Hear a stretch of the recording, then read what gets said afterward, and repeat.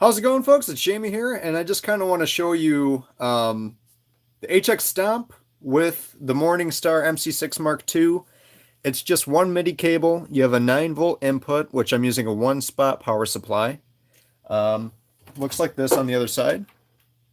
Just one of these guys. I think they're about $20 US. You can see that the boot up process is very quick, and you're right back to changing your patches here.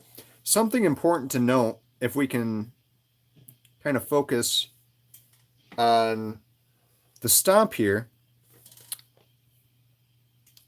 Looking at the stomp, we're in stomp mode right now. I guess that's the best way to put it, where I can control individual blocks. This can also do the same thing, but right now I have this set to recall certain preset numbers. Like right now I'm on 107, which is my main one. And then I can instantly press another one of these buttons and it takes me to, let's say, 108, which it takes me to the snapshot I want to use. And we can show you that right here. I can flip to this one and it's taking me to the snapshot that I want to use there. And it's all programmed on Google Chrome. Or if you have a Mac, I think it's a little bit different.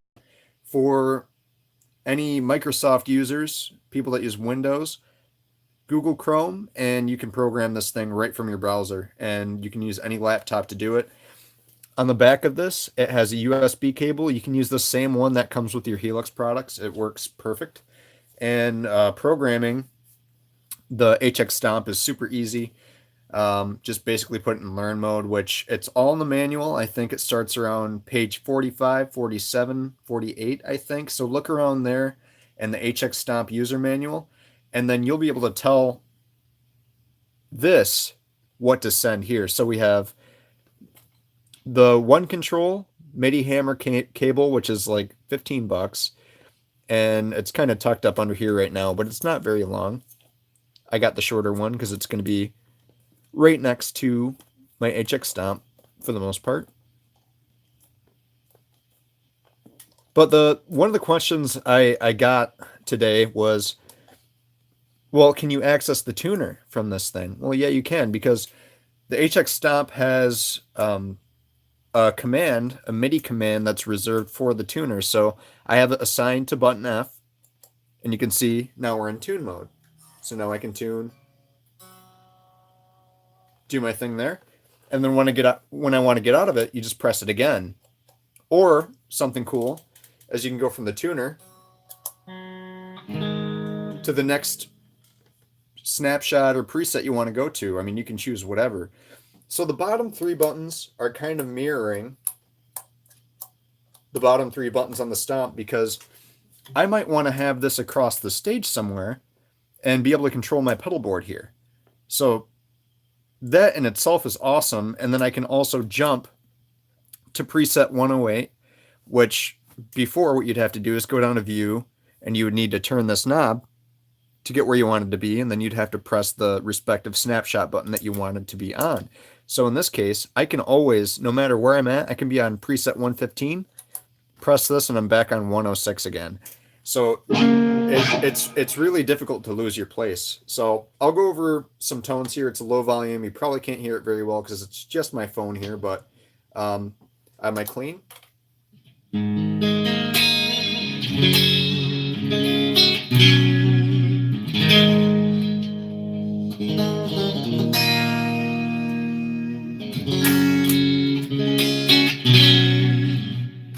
And then my main distortion.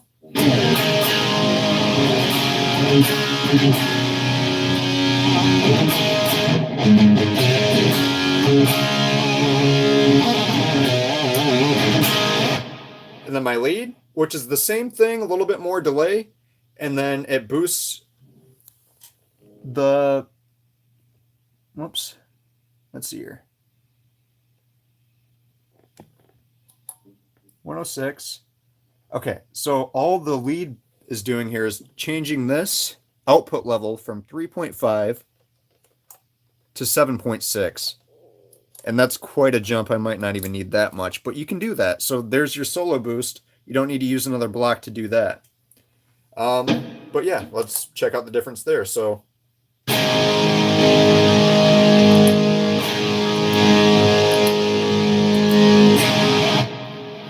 can see that's quite the difference right there, which I think is pretty cool. So from there, I also have a crunch patch, which is the same thing as this button B that I was on, which is titled The Law, this one right here. But it doesn't have an overdrive block, so it's a little bit crunchier.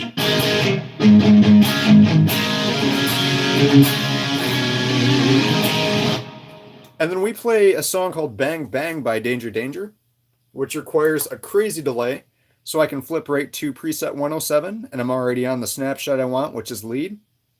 So the intro of the song goes bang, bang.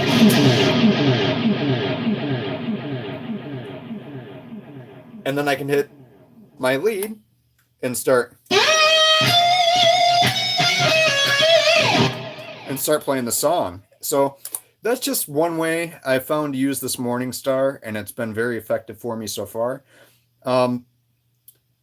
There are a few videos that I can link in the video description down below to get you started and show you how to program this thing here. It's really not rocket science. It's probably the easiest thing that you can do in terms of MIDI. MIDI programming, I've been doing it for a while, and I found that stuff like the what's it called? The Voodoo Lab Ground Control Pro and the GCX, that stuff is like a nightmare to program in terms of this. This is a freaking dreamboat. The Helix is also very easy to program MIDI with if you use the Helix rack, the Helix floor.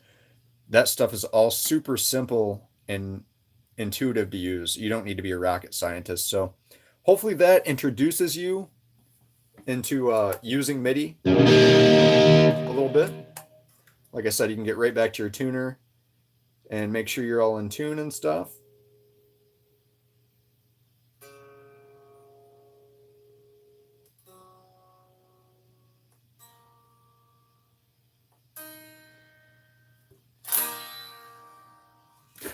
As easy as that, guys. So I'm going to share this to the Line 6 user forum, and if you have any questions, leave them down below because I can probably answer them for you. But I think the biggest thing was people really wanted to see how easy it was to access your tuner, and they want to get away from dedicating this button here to that, which I can totally see why, because you need to tap and hold to even get to the tuner, whereas this is just so instantaneous. I have a tuner up here. It's the Polytune Mini 2 Nor Black, whatever, and I'm probably going to take it off. I don't need it. It's just eating up more power and signal.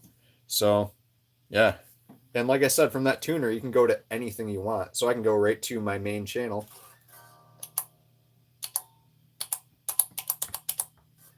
I thought I could.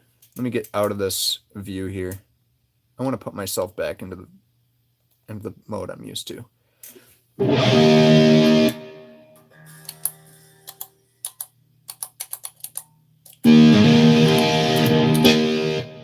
Well, it worked before, so I'm not sure what just changed, but maybe it's the fact that I'm on that.